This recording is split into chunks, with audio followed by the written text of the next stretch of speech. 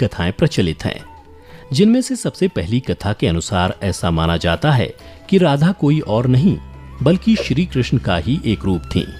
स्कंद पुराण की माने तो श्री कृष्ण को आत्माराम भी कहा जाता है, अर्थात जो अपनी आत्मा में ही रमण करते हुए आनंदित रहता है और उसे आनंद की अनुभूति के लिए किसी अन्य की आवश्यकता नहीं होती।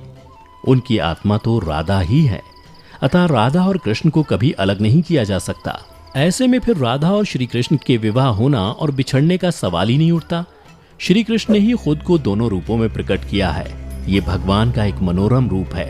पुराणों में उनके इस रूप को रहस्य, अध्यात्म और दर्शन से जोड़कर देखा गया।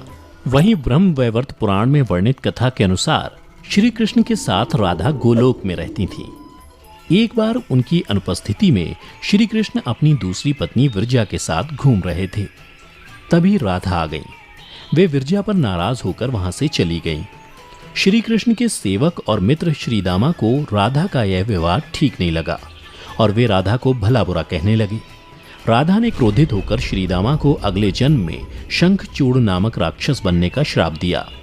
इस पर श्रीदामा ने भी उनको पृथ्वी लोक पर मनुष्य रूप में जन्म लेकर 100 वर्ष तक कृष्ण विछोह का श्राप दे दिया।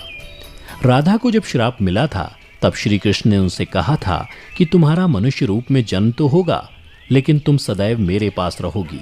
यही कारण था कि राधा और श्री कृष्ण का बचपन में विछोह हो गया था। जबकि रामचरितमानस के बाल